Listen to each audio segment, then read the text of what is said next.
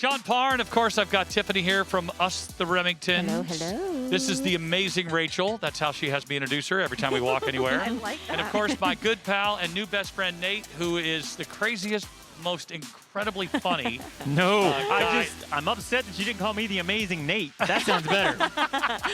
We're still looking for The amazing part? the adjective to describe. You know, what I love the most about our influencer interviews and a chance to bring on some special guests as we go on the road with our national tour is we have a lot of folks with us here on the tour that live the lifestyle. We've talked about Us, the Remingtons. We've talked about the Jergies. And, of course, Rachel, you and Nate, you guys take the dogs out and you do the doggy blog and tell us all about it. Yeah, we've been writing a dog blog for Brickell and Digby since 2011. And so we live our lives for our dogs. We love them. But they also, you were telling me last night that you have not missed a single day of blogging. And I look at her and I'm like, oh, what? How? That's incredible. Well, you know, we feel like people count on us for positivity. And even though we focus a lot on animal rescue, we want it to be fun.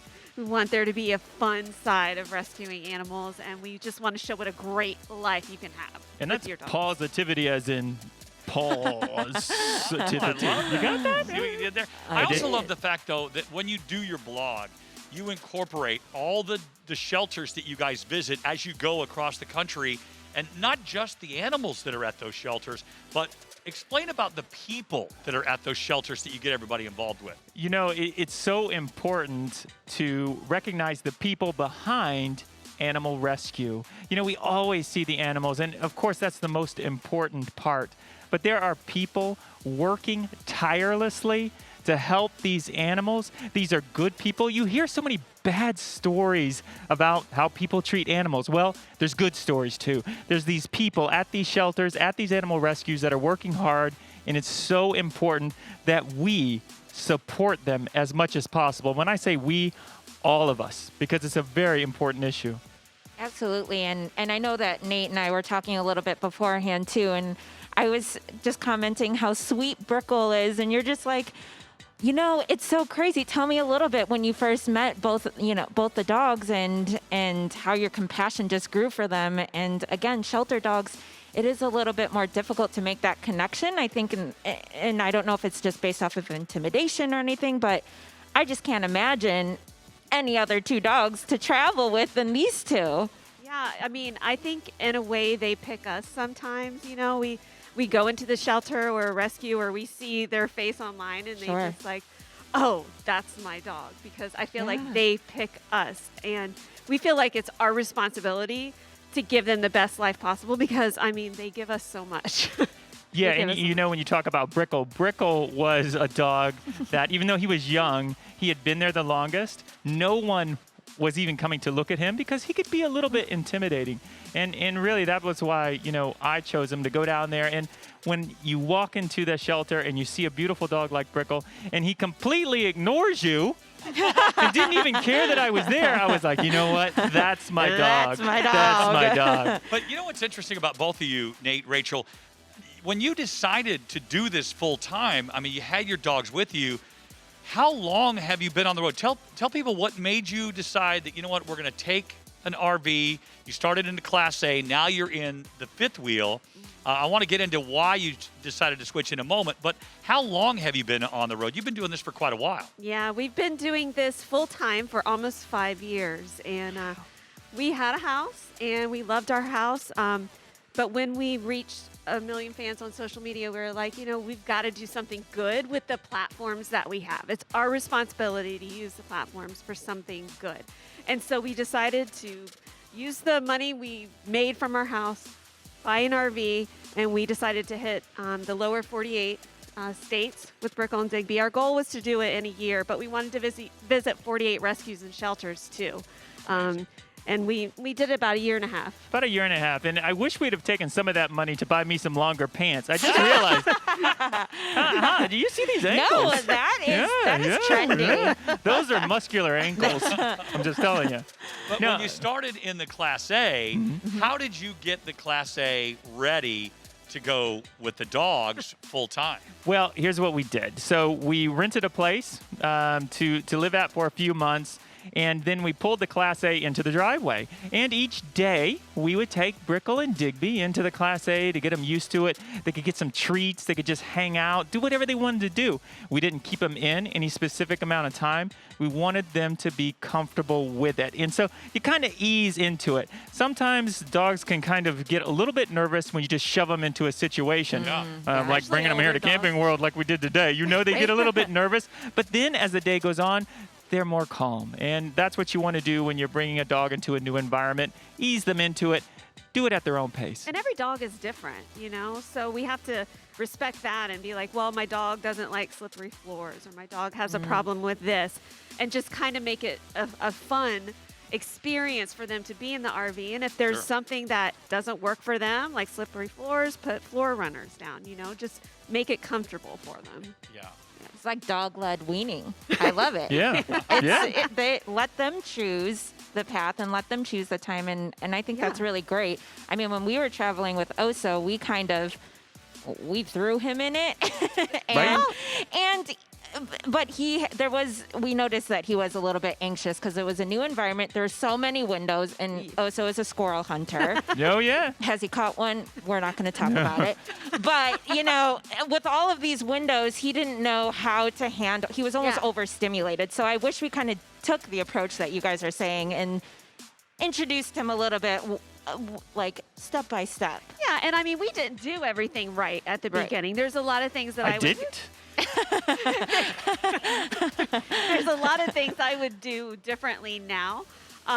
You know, letting them pick their own space in the RV. You know, we had a dinette in the motorhome, but we turned that into a couch for Digby, and that was his space, you know? So it's just about making them feel like that's their home, even if you don't live in it full Which time. is why you guys decided to go, and I find this fascinating when you told me the story, Nate, that when I asked you why you went from a Class A diesel pusher to a fifth wheel, I'm going to let you say the answer because I found it just fascinating, and I have so much respect for you for doing it this way. Well, I'm glad you found it fascinating. I found it pretty much terrifying most of the time. Because for Brickle, we found that as the years went by, he didn't really like having his home move while he was in it. And of course, the Class A, you know, you pull the jacks up and you go, and where he was once sleeping, now, you know, you see the open road. And he would get very, very nervous.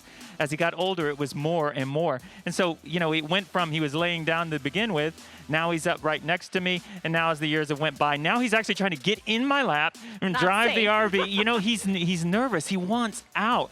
We saw it. And it was unfortunate because we loved the Class A, but for him, he was getting, you know, where it was just not palatable. And so we had to make a move to a towable where it's something more where now he's got a car, he goes fun places in the car, and his home, to him, never moves. Yeah, just comes right with us. Right. I think that kind of makes sense because when we transitioned into our Class C, it is a little bit smaller, and Oso can see a little bit more, where the Class A, he's a little bit lower to the ground. So he was really nervous. He didn't like to sit in the back, where in our Class A, he did. So we had to make like a little doggy bed between our seats because he started doing exactly what your dogs are doing and try to climb into Caleb's lap while he was driving. And You we're know, like, it can be terrifying for him, and it can be terrifying for the driver, as I can attest to when you have a 75-pound dog in your lap and you're Yes. trying to, you know, let a semi pass you. But as you mentioned about Oso, it's like every dog is different. Some are going to prefer the Class A's. Some are going to prefer being in a car or a truck with a towable. It's really up to your dog's personality. And that's why Camping World has so many options. You know, there's just like every dog's different. You know, every rig's different. So Exactly. there's one that's going to work. I don't like that everybody's always using that word rig. Rig. I know, rig. I don't know what that means. But I love the fact that we call this segment Pets or Family because your pets, obviously, they are our family. And we've all known that. Anybody that's ever had a dog or a cat or an animal around your house, they become part of your family. You care for them like a person. They obviously are. So you want to treat them that way. But what about when you're traveling? And I want to ask for people that are maybe watching and have their their pets and they want to take them on the road, maybe full-time or even, part-time, but they can't find those, dog-friendly or, pet-friendly places. Was that an issue in the beginning? Yeah. Well, yeah. I mean, we learned as we went that some places had breed restrictions.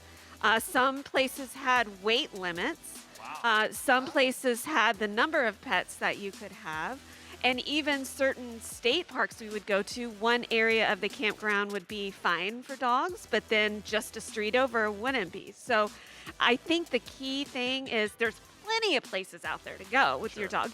Just do the research ahead of time so that you're not disappointed when you get there. There's nothing like getting there and the dogs are so excited and then you're like, oh, we can't stay here, that's not fun. So just do your research. And I think it's important as well to not only do your research online, but also contact the place that you're going, whether it be an attraction, a campground, or whatever the case. There's plenty of them out there, as we mentioned. Make sure, though, you do your research because sometimes these type of guidelines change. And it's also important, if you do have a pet, make sure you clean up after your pet. You do everything that you should do because that's what makes more places open up to be pet friendly. Yeah. Be responsible for your pet. I like to, when we get to a campground, I always, whether it's a state park, a national park, a private park, I like to ask them, is there anywhere that my dogs are not allowed to go? Oh, that's good. So that I come across as respectful because I do want to be respectful, but also I don't want to ruin it for anyone else if I take them somewhere they're not supposed to be. Yeah, And Tiffany, you and Caleb dealing with Oso, you have the same issues sometimes. we do. And I think because Oso is a little bit smaller, I don't know if that's just a little bit more manageable. Yeah. But Oso has also not left Caleb's side, more so Caleb than me, since we've gotten him. So they're like peanut butter and jelly. They're inseparable. Is it lunchtime yet? Yeah, Is it dinner time yet? But Is it breakfast? But yeah, no, those are really great. I love the fact about asking ahead of time, like where are the places not to go? Because it does show a sign of respect that you're taking authority, and you're also just, again, being respectful for the whole thing. Totally. And sometimes it's for their safety too. In Florida, you have the alligators. Yes. And different places, there's different wildlife that were there before us. So, Yeah. Let's that's talk about safety. that because you guys, I know because of your blogs, and well over 1 million followers now. Where are we, by the way, as far as followers? I really don't know. I have See, no it's idea. way up there. And for us, I will stress that these are not followers for us. They're friends. These are friends of Brickle and I love Digby because that's what they are. First of all, we're nothing. Well, you're a little bit more than I am, but anyway, we're nothing. But the dogs are great, and the fact that people care for our dogs and care for their own dogs, it means a lot to us. They are truly friends. And that's why we wanted to do this segment because we really want to emphasize that, yes, pets are your family. You guys hike with your pets. You take them everywhere you go. I'm sure there are folks watching that take their dogs hiking. We want to know if there's any wild animals or anything you've come across while you've been out on the trails. Well, yeah, I mean, a They couple. tried to come in the RV. They come in the RV, a couple of brontosauruses and things like that. I don't know if are they still around? I'm not sure. No, yeah, it does happen, and you're going to have to be careful. It's important to always have control of your dog on these trails. It's so easy sometimes if something says, have your pet on a leash, to say, well, there's no one out here, I'm going to let him off the leash. Look, you're in the wild. There's animals out there that could harm your pet, or your pet could harm them. And we always encounter, whether it be deer or foxes, coyotes, bears. We recently were camping at a campground. Digby started howling at about 2 o'clock in the morning, and I look outside and there's a bear. And thankfully, Rachel had left the door open, and the bear. She's just very invitational. She's very hospitable, Hey, bear, come on in. Which chair fits you? And it was like, so the bear, because of Digby, did not come in. But I will tell you what he did. He took our camping chair. Oh. Which we need a new one. Which we need a new one. Think we're here. And he took it and carried it off into the woods and carried off her backpack. No. We got a piece of the chair back, but the backpack Wait, is just a still piece? missing. So if anybody out there sees a bear with a backpack, please hide your stuff. He's a thief. Oh my gosh. Yeah, so it does happen. To answer your Okay. question, it does happen. You have to be aware of your surroundings. Just be aware of your surroundings all the time. I'm going to do a little 180 here because I know we're talking about bears and alligators and actually more alligators. Oh my, because when we were down in Florida, we forgot about the alligators actually.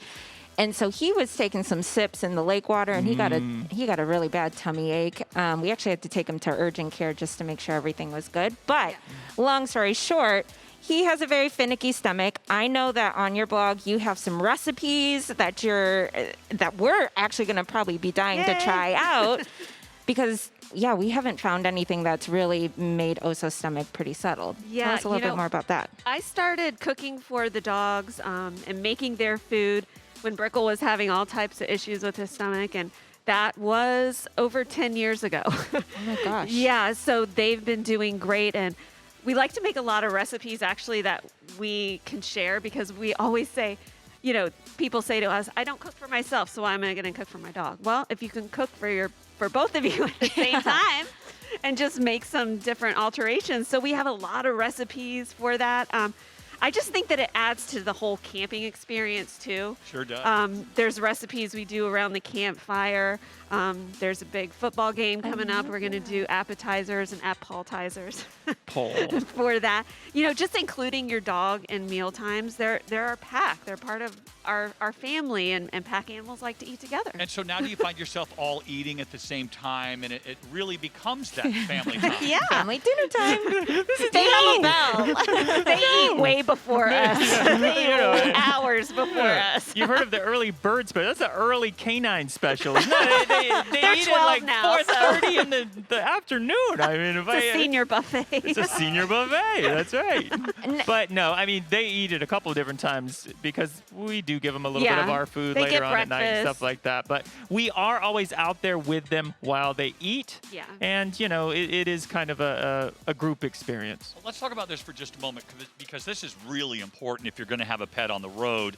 When you have to leave them, how do you make them comfortable while they wait for mom and dad to get back home while you guys are maybe going out to dinner or off in the Jeep? I think I have separation anxiety more than they do. After all these years. I'm like counting down. Okay, we can leave them for this amount of time, and that's it. But no, I mean there is a lot of things you have to take into consideration, safety-wise, especially because you may not know the campground. What if they have an electrical outage and it's the middle of summer, and you've left them there? So we like, the temperature monitors are always a good idea. Yeah. And just making sure, food and water and everything like that. But it is, you do have to make sure that they're going to be safe if you leave them at all. Know your pet's limitations being by themselves. And again, that's constantly changing. As our dogs have gotten older, they can be by themselves a lot less, actually. They want to be with us. And you don't want to have a pet, barking constantly in the campground. Doesn't bother me. I love it. I go to sleep by it. But for other people, it's a problem. Yeah. So, and you don't want to ever have your pet uncomfortable. So you know No. what? You don't need to sometimes go to that restaurant that's not pet friendly. And again, that goes to taking them with you when you can. But when you can't, again, know their limitations. Be respectful of them and their comfort. Yeah, and something that Caleb and I did with Oso and just other dogs in the community where we're camping is we exchange numbers, and I'm sure you guys done this as well. Yeah. We watch one another's dogs. So I've done that too. exactly during the summer, the Yeah. AC part is like the scariest part. So we always would go in in our neighbor's trailer if they gave us a key or they left it unlocked, and we would just check on ever so often. And then we'd also walk their dogs too. That cat bit you that time. I think that you walked in that. I did. Cat, Well, got me. That's the great thing about being out and being part of the RV community, especially when you guys do it full time, because you meet, and I'm glad you said that your followers are not your followers, they're your family and your friends. Yep. You meet all of these amazing people at the campgrounds. And I thank you for saying that, Tiffany, because there's a lot of folks that probably do the same thing where they do exchange numbers. And hey, Oh, we're yeah. gonna be stepping out for a little while. We're not going to be gone too long, but just want to give you guys a heads up so that you can reciprocate when they want to go out. Right, exactly. And I'll tell you, we don't really leave them that often. No, we actually find ourselves helping others out a lot more. So if we're in the campground that you're in, and you want to go out for an evening out on the town, and, come on by, and we'll just let your dogs out. Wait a minute. We just started a whole new service here. That's true. The doggy sitter service while you're on the road. Well, remember, you can contact me at Sean Parr. No, that's not my name. Oh. There's a reason we travel with our dogs, though. We don't want to leave them at home. Yeah. And right. so, find out what dog-friendly hikes are nearby. If you do go out, make sure they're tired out first. Give them some fun before you leave them. For a little bit. So they're Speaking calm. of which, how do you keep your fifth wheel, tidy and cleaned up with two dogs all the time? You see the dog hair? Yeah, she looks like always she part has of a the coat aesthetics. of fur. No, Well- it's constant. Well, and I'll just Constant, tell you, yeah. it is constant. Because if you let it go, it's going to compound, and now you're going to be frustrated. And when you're frustrated with your pet senses that.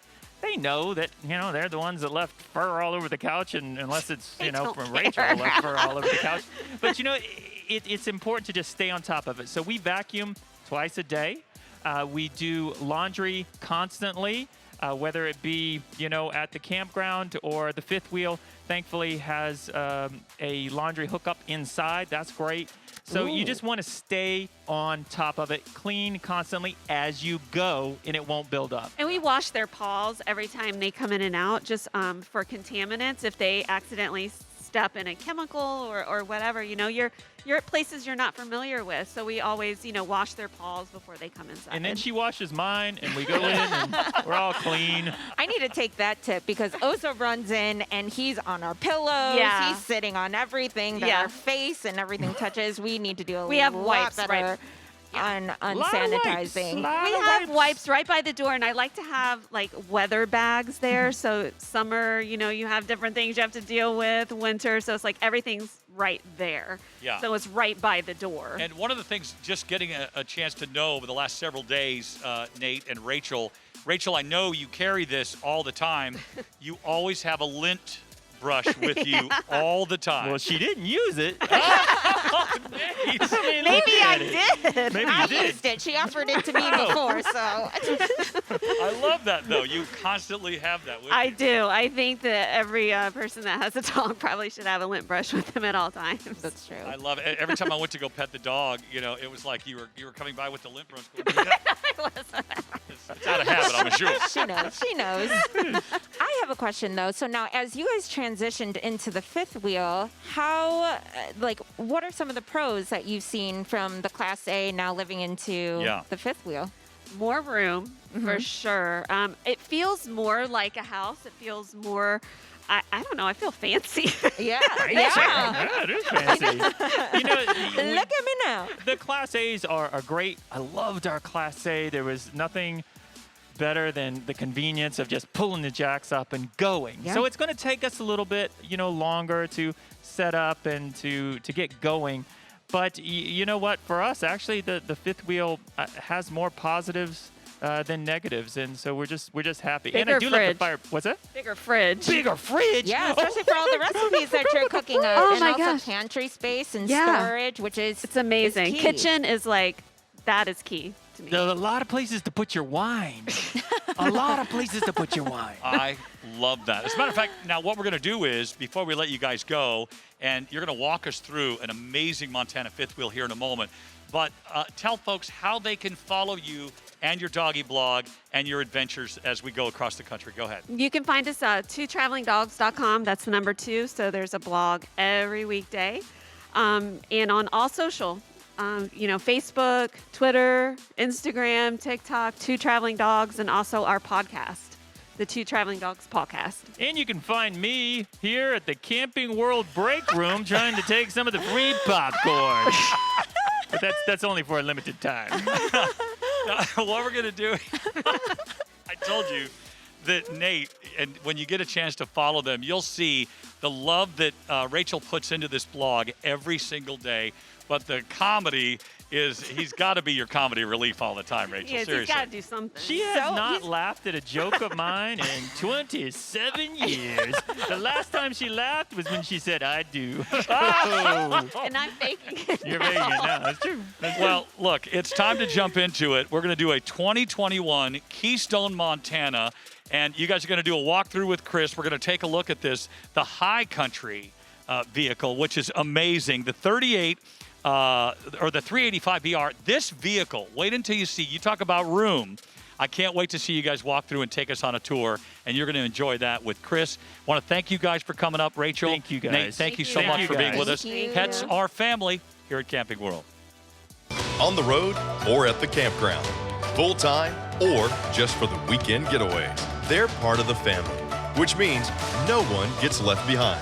At Camping World, RV travel means taking all of your best friends on new adventures, new explorations, without the hassle or the expenses.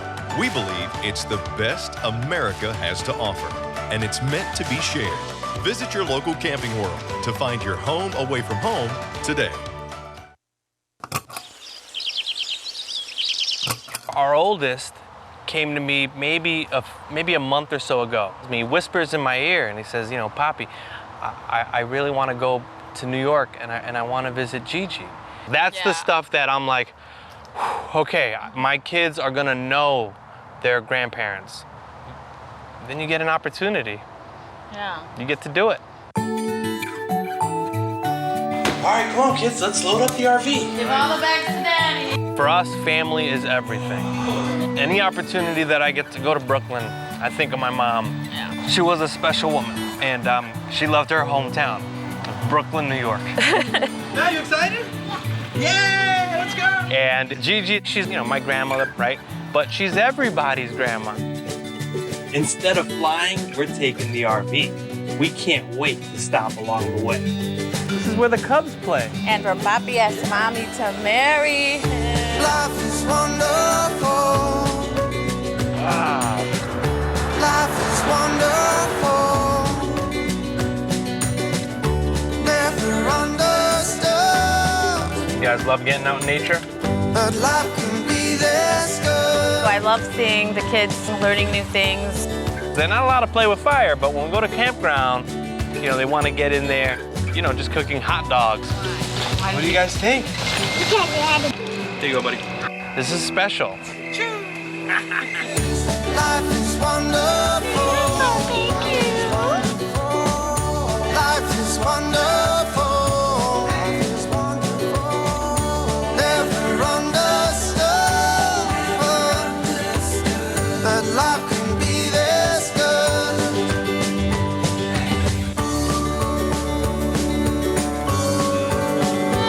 Oh, life is wonderful. Oh, life is wonderful. Never understood. Life can be this good. So one of the coolest things about this adventure is our vacation begins where our driveway ends. You're not stuck to one thing. You can travel at your own pace. Exactly. Hey, listen, we gotta stop for food. See, there's the cidery, Lost Boys Cider. Have you heard that? Yeah. I think a lot of folks would get a lot out of an adventure and experience the outdoors. And there's a lot of national pride. For as hard as it is to pack up and get out and go, these moments when you're making s'mores, when the kids are sleeping and they're safe inside of the camper, to drive through DC and to see the Capitol, this is our culture. This is us. When your 4-year-old walks up to you and says, "This is the best day ever," you're doing it right. Today is the best day of my life. Just to try and change it. Guys, we made it to Brooklyn. Who's gonna go see Gigi? Woo! There's Grandma. Hey, Gigi.